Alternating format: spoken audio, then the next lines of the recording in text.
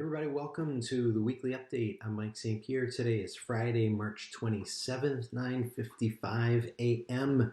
in the middle of the coronavirus, and it's good to be with you again. So, a couple of resources I'd like to share with you this week, going left to right in our tabs. The first is called The Sacrifices We Make: What It Means to Be a Christian Under Lockdown. This is from Dr. Lenny DiLorenzo from the McGrath Institute for Church Life at the University of Notre Dame, writing for our Sunday Visitor.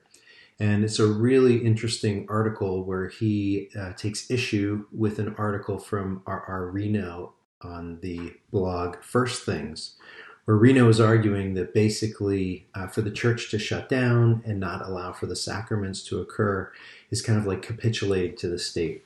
And Lenny DiLorenzo just basically, he goes point by point. He says, look, I agree with him on a couple of things, but this is really the bigger principle of sacrifice, and there are times when a Christian needs to sacrifice. It's just part of the Christian life. It's really interesting. Second, I want to highlight, I think what this brings to our mind is this idea that we're part of a strange community, and to be a Christian is to do strange things, sometimes eccentric things, like laying down one's life, or to make small sacrifices, great sacrifices, whatever. But really, a lot of the Christian life is about giving things up and surrendering and sacrificing. So this time we're in, it's not easy, but it is also tapping into something that's kind of unique about this wonderful and sometimes strange community to which we belong. And that brings us to our next resource, tab number 2. This is from the University of Dayton, their campus ministry department. They do many, many wonderful things, and they have this fantastic anchor that they've built in terms of midday prayer. You can join them.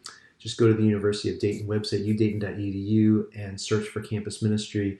And they're using Zoom to do different expressions every day, multiple times a day, but their noon prayer is super creative. So I want to bring that to your attention. And again, this is just this idea of we want to belong so much, so we create these excuses, if you will, to be with one another, even if it's a virtual belonging. Next up, I want to bring to your attention a probably little-known priest in the state of New Jersey, the Diocese of Paterson, named Father Daniel O'Mullane. And he wanted to bring the sacrament of confession so much to his people that he didn't know how to do that while keeping social distancing, etc. So he had some guys go down to the local Home Depot and purchase one of these inexpensive plastic sheds that usually you put in your backyard, and he put it on the front steps of his church. And you could see somebody over here going to confession. There's Father Daniel inside, and he even gives some guidelines for people who are going to confession. Here's phase 1, you wait your turn. Here's phase 2, when you go to confession, don't touch anything, follow the rubric, be mindful of other people.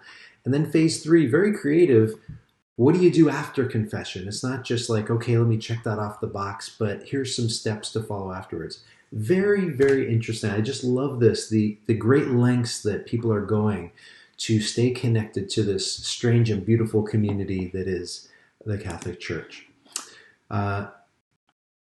Closing down shop here, I want to bring your attention to Vatican News. We have an incredible opportunity today to pray with the Pope, 1 p.m. Eastern Time. The Holy Father, we're going to have a liturgy of the Word, adoration of the Blessed Sacrament, and then a blessing for the world. So you want to make sure you take advantage of that.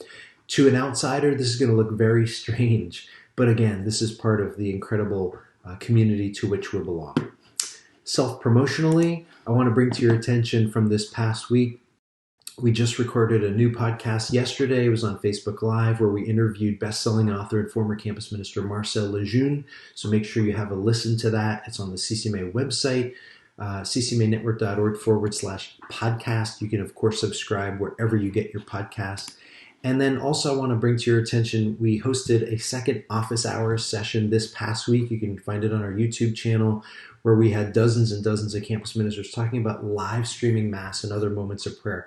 Ins and outs, things to do, things not to do, etc. Okay, that's the weekly update for this week. It's Friday, March 27th, Mike St. Pierre. I'll see you next week. If you find this valuable, please make sure you subscribe on YouTube and share it with somebody else. When you share it, other people get access to these resources, and that's really important. Thanks so much. God bless you guys.